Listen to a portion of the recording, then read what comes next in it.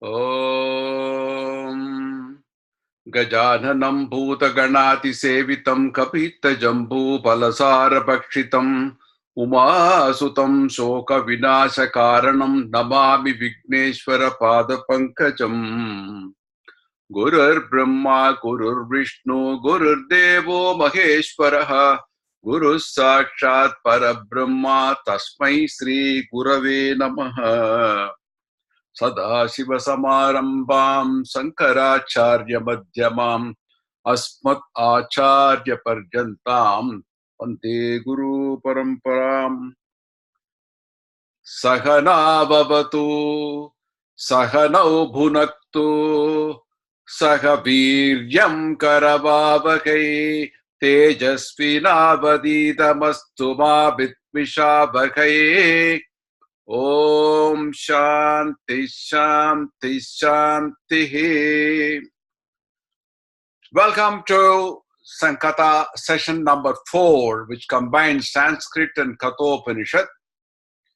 It's a great opportunity for us to meet, to listen to this great treasure of our Sanatana Dharma. I'd like to, as usual, give you an overview of what we did in the last lesson, and then we proceed with today's session number 4. So let's move on. What did we learn in previous session number 3? Some of you missed it, and some of you probably reviewed the video I uploaded on YouTube. So I would like to have the continuity. And in the last session, in the dialogue between Lord Yama and Nachiketas, Lord Yama proceeds to answer Nachiketa's question. He doesn't answer immediately, but he has a preamble. To begin with, he explains what is meant by Shreyas and Preyas, which we explained in detail last session. And I also showed you 2 charts where the human needs, the phases are represented by certain theories and certain diagrams.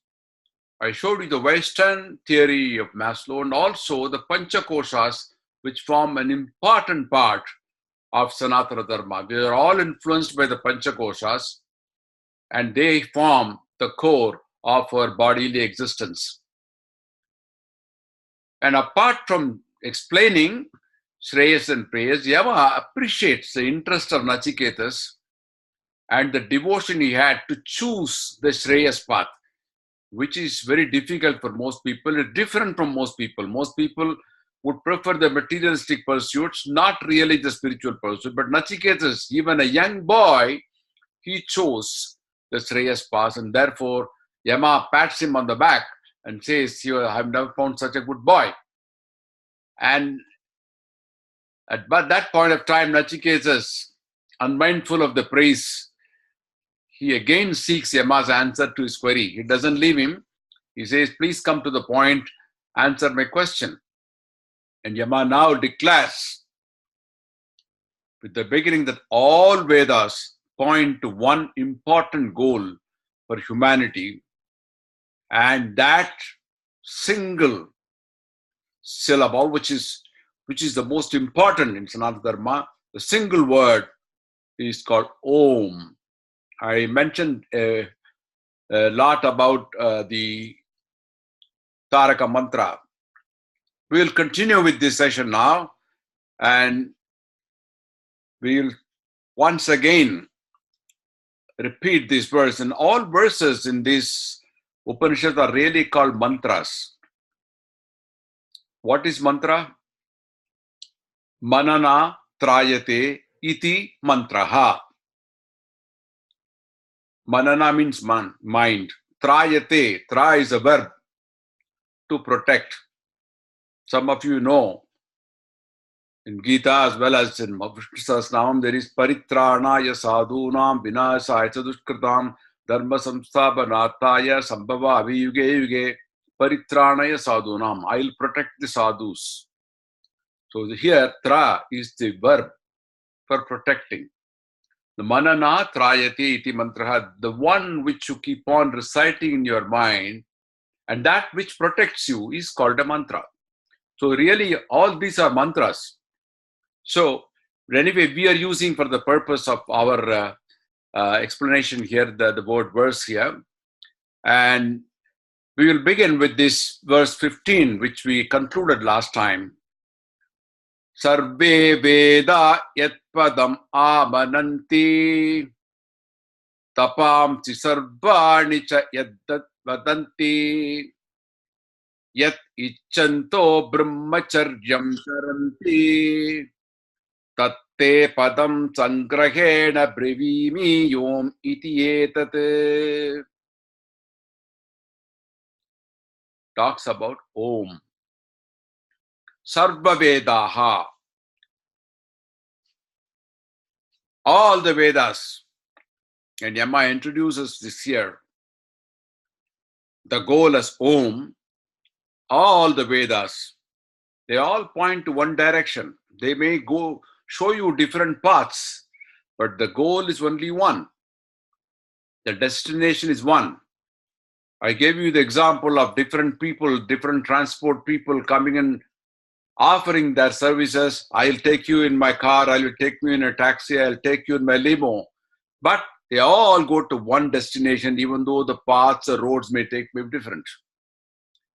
So all the Vedas, they all in one voice proclaim that goal.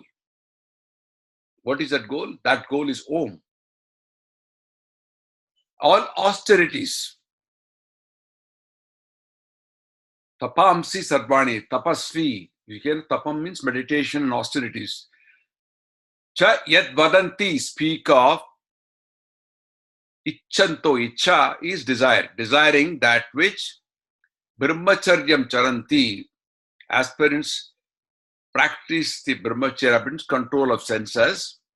That day to you, padam goal, sangrahena, very briefly, I will tell you.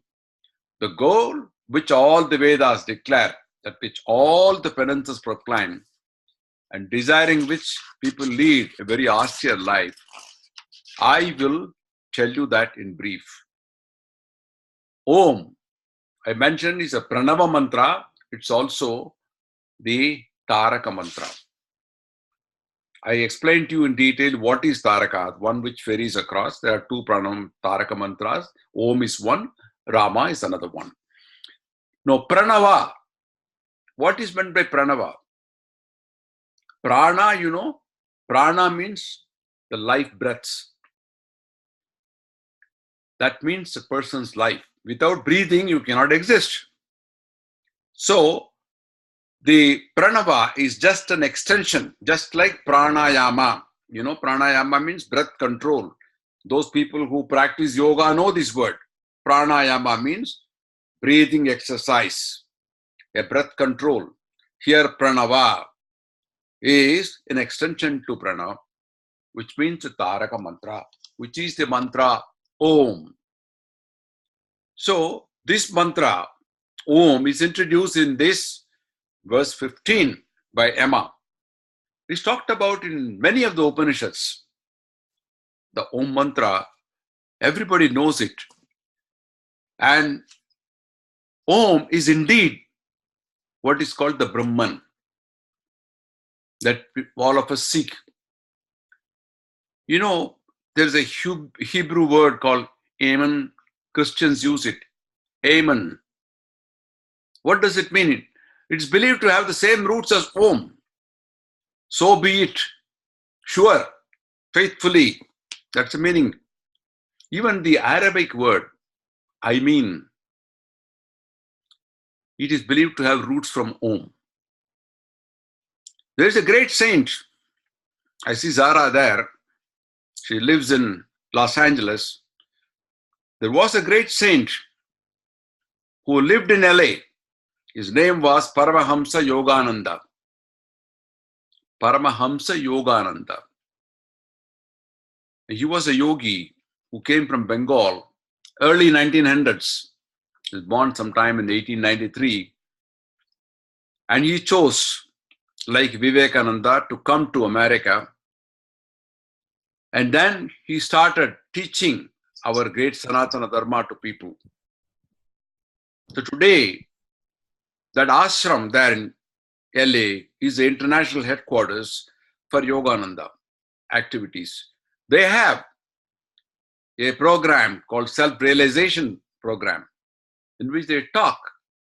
They tell you about the importance of Om and how it is to be pronounced, how it is to be practiced. All these are being done right here. So this Om is one of the most important mantras in our Sanatana Dharma. So one should remember this. The subsequent verses, 16 and 17, they talk about the glory of Om. I mentioned about Sadasiva Brahmendra in the last lecture. He was the one who was a great saint who lived just barely about 400 years ago in India. And there are so many such saints who believed in this, who practiced it, and who were living gods. Going further, the next verse, we are talking about the glory of Om. Edat hyeva aksharam brahma, edat hyeva aksharam param, edat hyeva aksharam yatva, yaha yat ichchati tasya tat. Very beautiful. It is something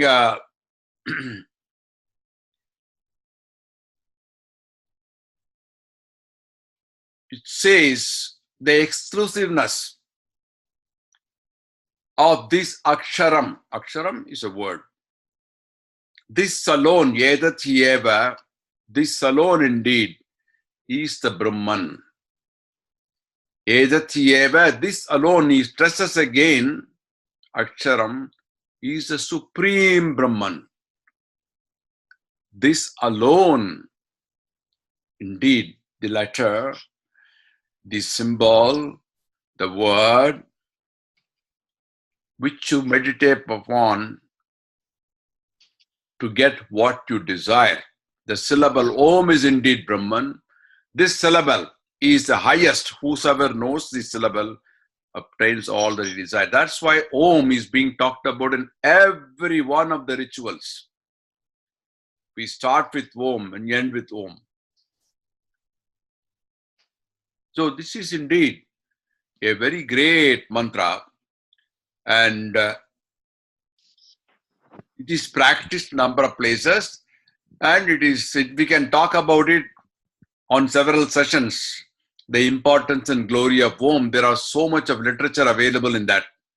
There are people who have written books on it, and people who have talked about it in detail, like Paramahamsa Yogananda, one of the greatest gurus in modern times.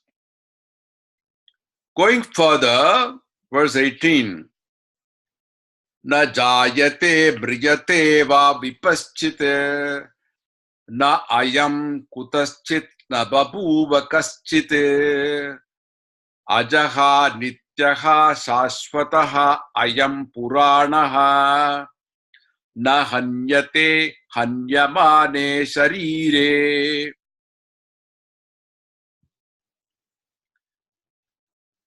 You know, this is also, the najayate briyate is also occurring in the Gita. In second chapter, sloka 20, na jayate briyate na kadachina nayam bhutva bhavitava nabhuyaha. The nature of the Atma is being talked about. And it is something which is neither born nor dies. This is something the origin of which is not known. It sprang from nothing and nothing sprang from it. It's kind of birthless, eternal, everlasting, and ancient. Is neither killed nor it can be killed. Now, this is, many people know this. Those who have even studied Gita know this particular verse very well. Every Upanishad also talks about this extensively. But the question arises, the rationalists will always ask this question, what is Atma? Can you show it to me? Can we buy it from somewhere? Now, if you probe into answering these questions, you will not get a straight answer. You may have to start on a journey. Now, if you really ask this question, it is good, because it means you have started on the journey towards self-realization. You have got into the train and you are trying to find out more by traveling into this space to find what is Atman, how to realize it, how to attain it. It is not something which you can buy from a shop. There's a beautiful verse in Gita. Some of you probably can recall it. I think it's coming in chapter 2. Ascharyat paschite kaschit yenam. Ascharyat paschati kaschit yenam. Ascharya means wonder, amazing. Some people look at it as amazing, as something wonderful. Ascharyat vadati tataiva cha anyaha. Some others describe it as amazing. They have heard it. They heard it, therefore they describe it. I think it's something I've heard about it. And they talk about it and they say it is amazing. Ascharvaschainam anyaha shronoiti. Shronoti is hearing. Shronoti, shru is a root. To hear. Shronoti. Some people hear about it as amazing. When you talk about it, you all hear it is amazing, right? Some people. Shrutuvasyenam vedana chaiva kaschite. Even after hearing about it, none can understand it. Vedana chaiva kaschite. Veda means to understand with this knowledge, right? Vedana chaiva kaschite. Nobody can understand it. So that is the complexity, that is the mystery behind this Atma. So you try to probe, and anything which is mysterious, the intelligent ones keep on probing about it. What is it? I want to learn more. That is a good sign. And Vedas encourage curiosity. They encourage curiosity. And that is something good.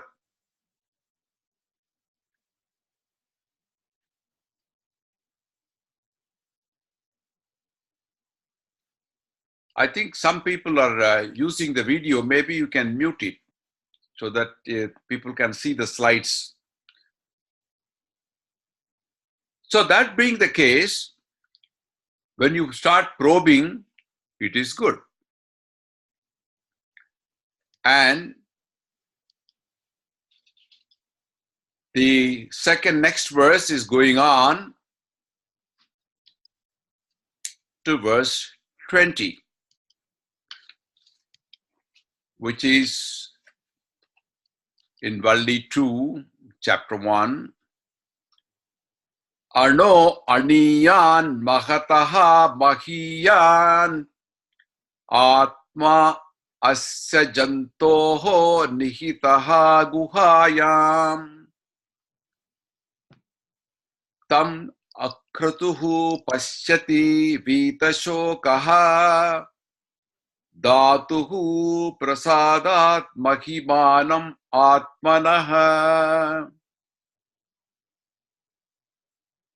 You all know what is meant by anu. Anu is atom. Atom. Atom is the smallest kind of thing you can't see with the naked eye. Ano aniyan. This Atma is something which is subtler than the subtle. That means it's much smaller than even an atom. More difficult to understand. Atom itself is difficult to understand. So much of research was done on atomic energy, and they found after many, many centuries really, that the atom contains two things, electron and proton, and then there is tremendous amount of energy available in it. Somebody was curious. So science and Vedanta, they are synchronizing here. Vedanta also provokes curiosity. Science also induces curiosity. Because Newton was curious, you have the theory of gravity.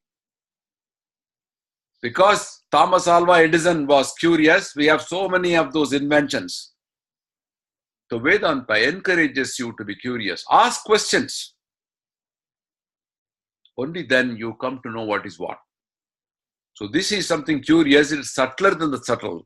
Mahataha mahiyan. At the same time, Mahataha is big, great. That's why you say Mahan. Mahan comes from the word Maha.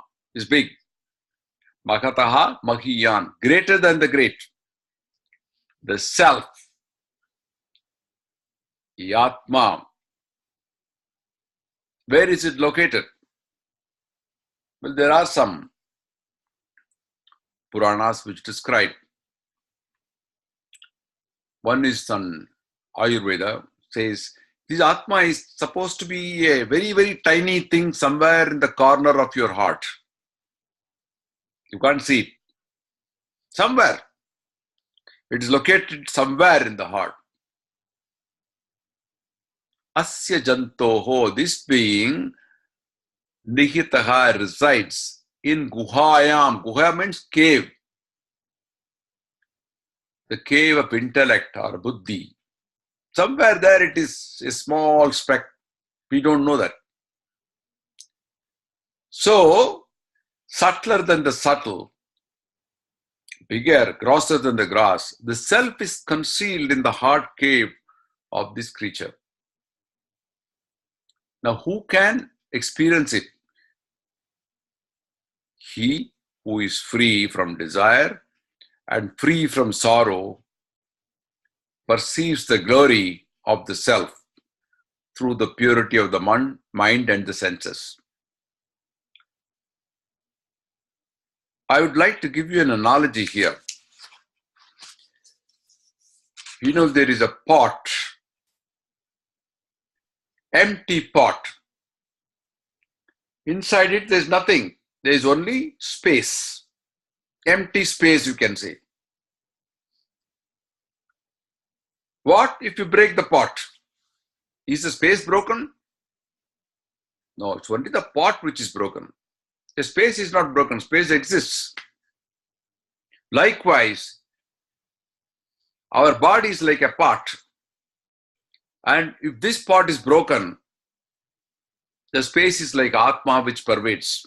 It doesn't get destroyed.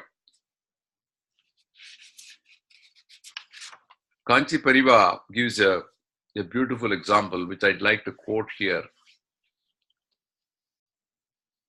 Says it is like you make a snowman which comes basically from snow, originally from water. And if the snowman melts away, what happens? The snowman is not there. You can't see him anymore, but he has become water. He came from water and back he goes into water. He came from the ocean, back he goes into the ocean. So bodies are like that. They come from somewhere. You can see a shape, a tall man, a short man, or various shapes like snowman.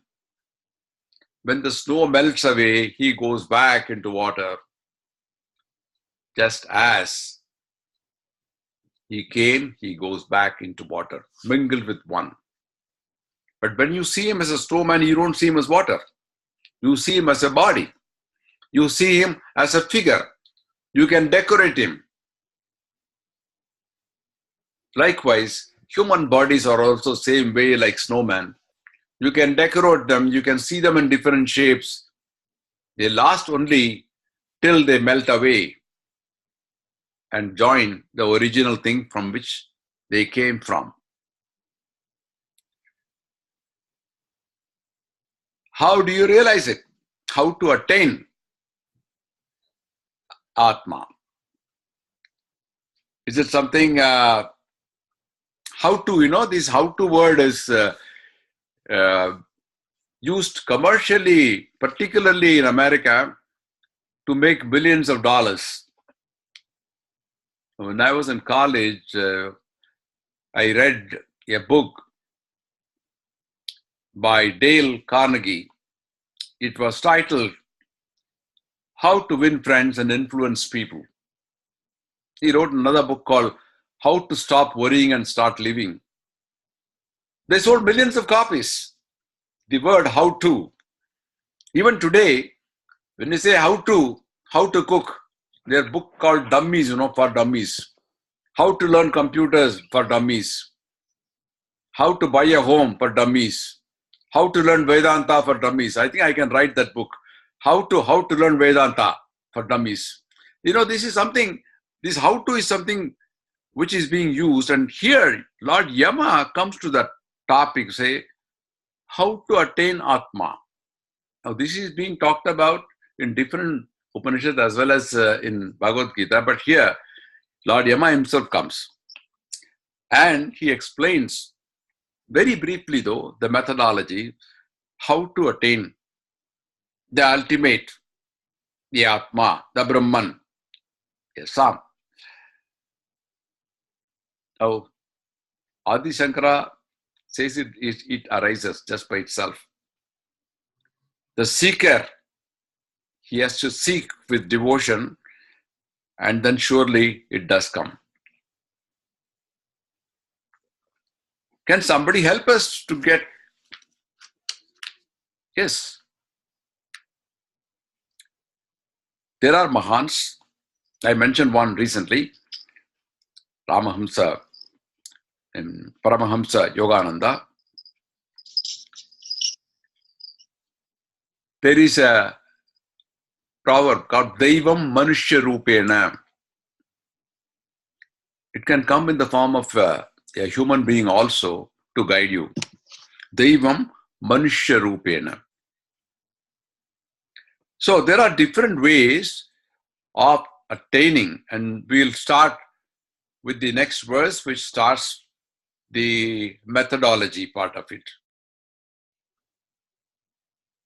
Nayam Atma Parvachanena Labhyo Na Medaya Na Bahuna Srutena Yame Vaisha Vrinute Tena Labhya Yathesha Atma Vrinute Tanum Swam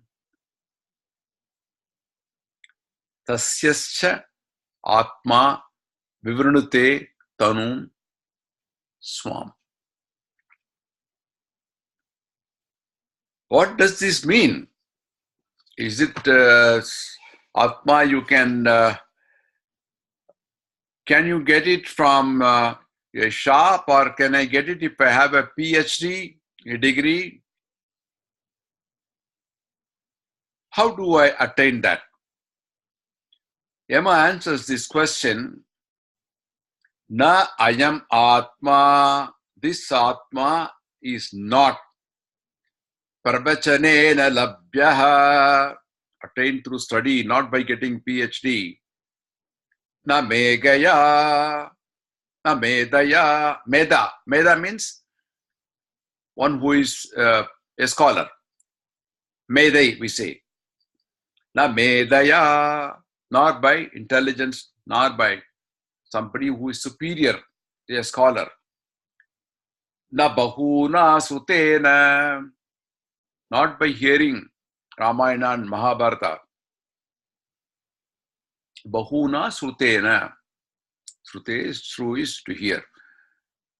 Yam hi whom eva alone, Esha, the self, Brunate chooses. Tena labhyaha.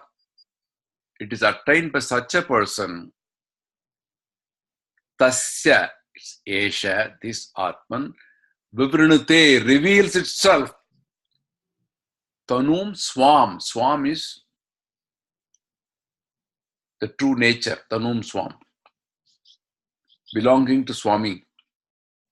You know, in Kerala you go, they'll call Deva Swam.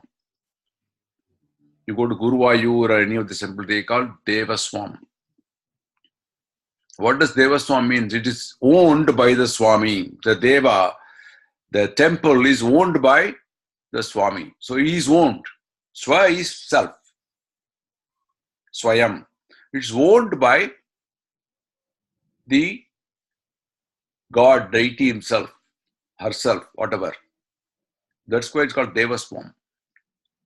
So here, the Atman is the self, which is the other name for Brahman, cannot be attained through study or by intellectual power or through hearing and learning many things. He alone whom this Atman accepts, by him it is attained. To him, this self reveals his own nature. Kanchi Mahaprabhu says one thing. Mega Bhayo, Amsuman Yuva. When the cloud moves away, the sun's rays fall. Amsuman is sun. The sun is revealed and you get the rays. There is a veil, and once the veil goes away, you can't push the cloud by hand. It has to move by itself. The once it moves, then you automatically get the sun's rays, or you can automatically know the nature of Atma. God helps those who help themselves. So it is attained not by any of these qualifications, but through some other method. What is that method? The next verse tells you first how you will not get it. In other words, not how to, how not to. It's a beautiful verse, number 24. Again, we are in Valli 2. Now, there is a sandhi here, so I have started explaining that in detail. So, break it up for you to follow it easily. Na virato duscharitan na shanto na samahitaha na shantamanaso vapi prajnanena apriyat. So the second line is got many sandhis, so I have split it up for you. Na ashanta manaso. It is not na shanto, but na plus ashanta manasaha. Similarly, va plus api. Prajnanena mapniyat is to be split up into prajnanena yenam apniyat. So, when you split up, it is easier for you to understand the meanings and also pronounce it. But Sanskrit, when there is sandhi, the pronunciation goes slightly different. When you say na ashanta manasaha, when you go fast, you say na ashanta manaso, but a is integrated. Let's see what it means. Now, Shastras prescribe 4 essential qualities to gain knowledge. Number 1 is controlling your senses, called Dhamma. And number 2 is controlling your mind, it's called Shama. And number 3 is focusing or concentrating your mind, it's called Samadhana. And last, and the most important, the 4th one is called Dharma. It's common to all. All the 3 methods I described earlier, it's common to all of them. What does Dharma mean? An ethical way of living, righteous way of living. So our Dharma is called Sanatana Dharma because it is eternal. Eternal Dharma, not just only for temporary thing, not merely a tool to be happy for some time, not a device, not a television which you can enjoy for some time. It's not that. It is eternal. Eternal, to live in an integrated way as a way of life. It is a way of life, Sanatana Dharma.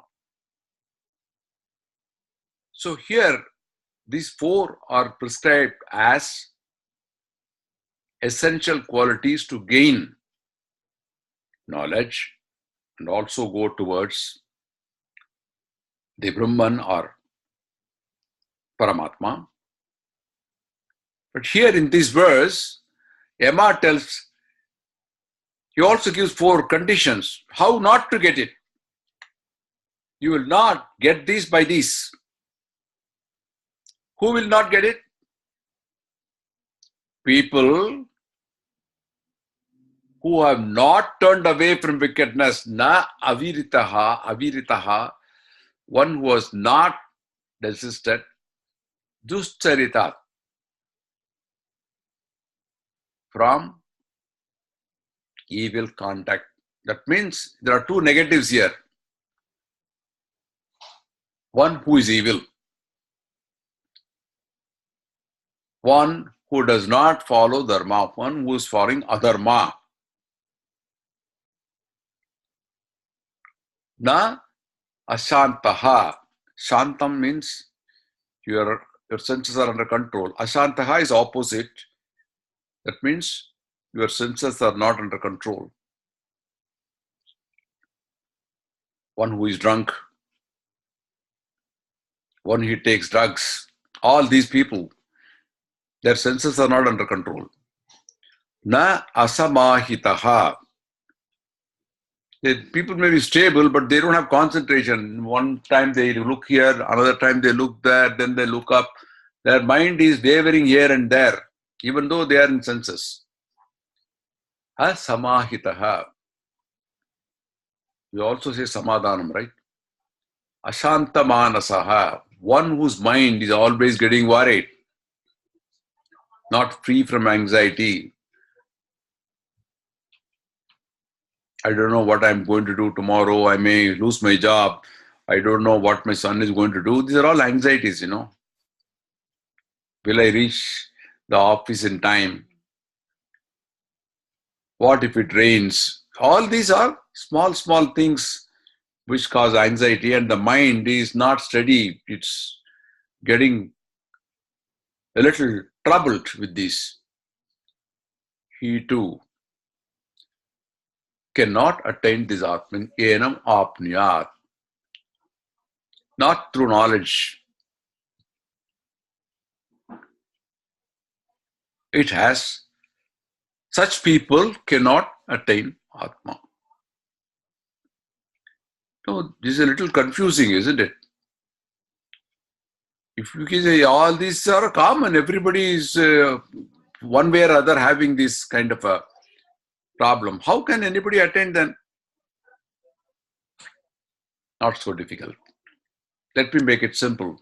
Sanatana Dharma believes that each person, each human being is divine. Logic is of no help here. You cannot logically say. But if you see the scriptures, they tell you a lot that the Paramatma is not somewhere else. He is within you. How? In the morning you get up, you see the sun's rays coming in. I have a lawn, and the lawn you have those drops of dew. They are like globules, small water globules. You must have seen it when you walk. When the sun comes, each of them reflects sunlight like a gem. You can see it. It's so beautiful. And at a distance, it looks even better. Now, each of them reflect the sun. Likewise, we all reflect the Paramatma. We believe that each one is divine. And that is the unique thing about Sanatana Dharma. It's there in every scripture you find it. Pashunam pataye namo namo saspinjaraya tushimate patinam pataye namo namo Ushnishine giricharaya kulunchanam namo namo pataye namo namo. Namo namo namo you say in Rudram. You worship Rudra in different forms, including robbers, the head of robbers, including blade of grass, saspinjaraya. Saspinjaraya means blade of grass. Even there, you can see divinity. Once you start seeing others as divine beings, then the differences go away, they melt away. So each man that way is divine, and this is describing that in such great detail. You see the moon. Moon is reflecting the sun. It doesn't have any light of its own. But if sun goes away, sun is not existent, moon also will not be there. The dewdrops will not reflect unless there is sun rays. So there is a Paramatma who is reflecting that. We don't have a light of our own. We are merely reflecting somebody else's light. So the two things, Atma, one is a very small Atma like Jivatma. It also got divine qualities because it is springing from there. The other one is big one, that's all. This has to go and join, merge with it, like the snowman melting away and joining the water. So we do this, but what is really pulling an ordinary being from realizing that? What is the weak part? And this can be corrected, can be modified, can be improved, like his habits, his desires, his thoughts. All these are controllable. Kama, Krodha, Moham. So when we change the Yajnaopavidam ceremony, we always have this mantra called Kamo Karshita Manyura Karshite. It's an atonement for all the sins that we committed out of our desire as well as for anger. It says, it's not I really want to be good, but then there is something in me which makes me drive and do something bad. That's a desire. Kamo Karshite. It is a desire which has done that.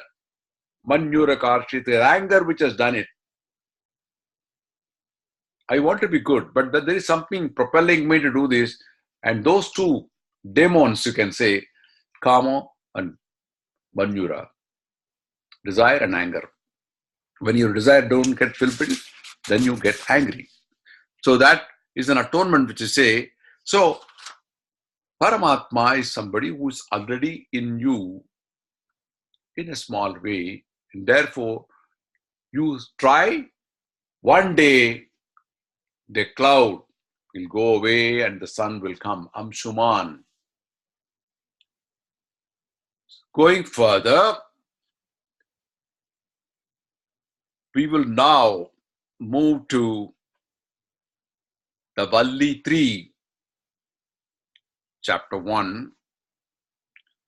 Kathopanishad, I mentioned in the first session that you get 2 chapters, each having 3 Vallis, 3 sub-branches. So Valli is a vine. And the Valli 2, which we concluded just now, had an explanation of Atma. I'm not covering all the verses. I'm covering some of the most important ones because you don't have time to do each verse separately. Therefore, I've chosen only some verses which are forming the highlights of Kathopanishad. So this Valli 3 is very, very important because it explains the methodology, the sadhana, or the exercises that need to be done for an individual to exceed himself, to surpass himself, to become superior. So it's therefore a very important verse, and I'd like to read this verse. Atmanam ratinam vidhi shariram ratamevatu buddhim tu saratim vidhi manaha pragrahamevacha. It's generally in reading you say Atmanugum. That's how you read it. Even though in pronunciation is say Atmanam. Atmanagum ratinam vidhi shariram ratamevatu buddhim tu saratim vidhi manaha pragrahamevacha. I mentioned that the Vedas, the Purva Bhaga, the earlier part of it, talk of the goals, materialistic goals, how to achieve it. They are describe a lot of rituals to get results like, well, I want wealth, I want health, I want kids, I want rain, I want jobs, I want to get married, I want name, I want fame. All these are materialistic pursuits, and there are different rituals for each one of those. They have to be done in a prescribed manner, and those are all covered in the Purva Bhaga. The Anta Bhaga, which we are talking about, Vedanta Bhaga, the focus is more on philosophy, the focus is more on Atma, and it is a kind of beginning to travel on a journey to find the Brahman or the Atma. The destination is that. So this prepares you through the journey. So the sadhana means really the exercise. It is a spiritual exercise. Now you go to a gym, you go to a fitness center, you do the exercises to become fit physically, but this one prepares you to become fit spiritually. So as we all know, we all live in a fear-ridden society, and every activity there is a lurking fear. Some show it and some are very effectively concealing it, like politicians do. Even though the party is going to lose, he will not show on the face at all. You'll never find the politician showing up on the face. Till the last moment, until the election results are announced, he will say, I am going to win, I am the winner. Even though he knows he's going to lose. He won't show it. That is the best part. So even if the opposition wins, he will say that the evil forces have won. They always try to justify. The more the fear, and the more we need to nurture our illusion of permanence, and also the learn the stuff to make us feel safe. In Mahabharata, there is a story at the end of the exile. The Pandavas go into a forest, and Dharmaputra, the eldest brother, he wants to drink some water. He feels thirsty. So he sends his youngest brother Nakula to go and get some water. So he goes, it doesn't come back. It happens to other brothers also. All the 4 brothers, they go and they don't come back. Ultimately, Dharma Putra himself goes and he finds a lake and he wants to drink the water first. But there is a crane. Says, oh, don't drink water. Otherwise, you will meet the same fate as your brothers. Then Dharmaputra is shocked. He said, what is it? It's a yaksha. And who is the yaksha? Lord Yama himself. Lord Yama himself, who is in the form of a yaksha. He says, I'm going to ask you some questions. And if you answer correctly, then you can drink the water, you will live. But your brothers could not do that. Therefore, they died drinking their water, which is poison. So in the Yaksha Prashna, it's very beautiful. There are so many questions which Dharmaputra answers correctly. There's one question called, what is the most surprising thing? Yama is asking. Yama Dharmaraja himself. Yama Dharmaraja. And Dharmaputra answers it by saying, every day we see people dying. And the most surprising thing is that other people believe that they're going to be permanent. And they want to amass assets, they want to amass wealth, they want to do so many things by themselves, thinking that they are going to live forever. That is the most surprising thing today.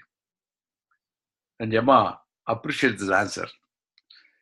So the Upanishads, they unravel the mystery of life and death and our fears. Why should be scared of things? So they give you the secrets for self-realization, understand yourself, help us to mitigate those fears and eventually remove the fear also, and help us to travel the journey of life using the God-given vehicle of human body with the Panchakoshas I mentioned. So in this Valli, Yamadharmaraja gives beautiful analogy. He gives an example using the body as a vehicle, as a chariot. It's in imagination, what's called Ratha Kalpana. Ratham means chariot. So here, he's showing that analogy, and with that he explains how an individual can become a better individual, surpass himself, and travel towards the destination, which is Brahman. So here, explaining this verse is Valli 3, Mantra 3 here in chapter 1. Atmanam is self. Know the self, which is the Jivatma, as I mentioned, as the master of the chariot. Now, there are 6 things in this. The first, the body is compared to the Ratham, which is the chariot. This is the vehicle we are using in our journey of life. And 2, a chariot is driven by horses, and the sense organs that we have are compared to the horses. And 3, you have a mind which drives you, which tells you to do what? Desires. It also has a control. Therefore, they are compared to the reins of the horse. When you control the horse with the rein, the long rope which is tied to the horse, which is used to control the speed of the horse, also the direction of the horse. The 4th one is the driver. The driver who is driving the chariot. In modern days, the driver of a car, you can say. who is a charioteer in this case. And number 5 is the master of the vehicle. There is somebody who owns a car. You may not own the car. It may not be a self-driven car. It may be driven by somebody. And lastly, number 6 is the path which you go. You can say they are the lanes in which you travel. The fast lane, the slow lane, the right lane. Sometimes you have co-passenger, then there is a special lane for you, and so on. So they are compared to the various things like sound, the sight, the smell, the taste, and the touch. These are all the lanes in which you can travel. So that is the analogy is giving. And here it says, know the self as the master of the chariot and the body to be the chariot. And know your intellect, buddhi as they call it, as the driver and the mind as the reins. So you start on the journey to attaining the Brahman or Paramatma using your body like a chariot, and you are self or the Jivatma as the master of the chariot, and your buddhi is the driver and your mind is the reins. So this is what is the gist of this verse. I think we have time for maybe just one more verse, and I'd like to conclude with this verse, number 4. Indriyani ayanahur vishayam te sugocharan atmendriya mano yuktam bhokta iti ahumanishanaha. The second line has got many sandhis, so I split it up into atmendriya mano yuktam, bhokta plus iti plus ahu plus manishinaha. What does this mean? The senses are the horses, indriyani, the senses. Hayan, horses. Hayagriva, you say, no? One who has got the neck of a horse. Hayagriva. Ahu, we say, Vishayan, the objects.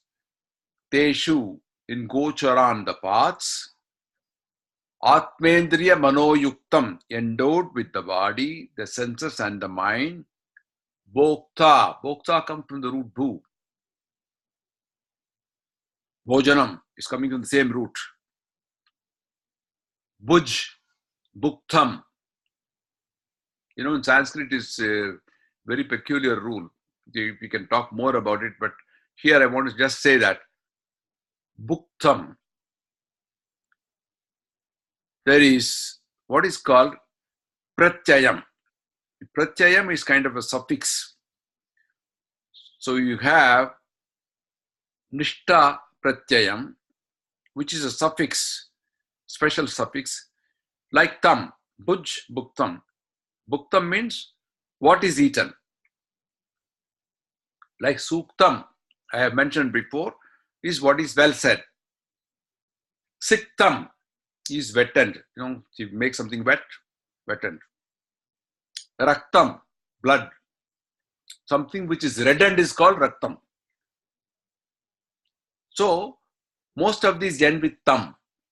But this pach is only an exception there. Pach is to cook. And pakvam, you say. Pakvam means that which is well cooked. In Tamil also you have pakvam. One who is good, who is got knowledge, called pakvam. So here, bhokta, root is bhu, the enjoyer. Iti, thus ahuhu, say manishanaha, the wise men. The senses of the horses, the sense objects are in their path. They say, they means the enlightened ones. The individual is associated with the body, the senses and mind, and he is the enjoyer, so say the wise man. So this analogy is something which you should remember, because we're going to talk more about it in subsequent verses, that the body is like a chariot, and you have the horses, the senses, which is driving you under the instructions of the driver, which is the buddhi or intellect, and the jivatma becomes a master. So that is an analogy which is giving you to explain more on how you travel and what are the things that the driver should do or should not do. All these are coming in the subsequent verses. So with this, we're going to stop now today. The time is almost over. So I'm going to conclude it with our usual prayer. Om Purnamada Purnamidam Purnat Purnamudachyate Purnascha Purnamadaya Purnameva Vasishyate. Om Shanti Shanti Shanti. Thank you all very much, and I'm going to unmute you now. If you have any comments, please go ahead. I've unmuted all of you. You can Thank you, raise Guruji. your hand.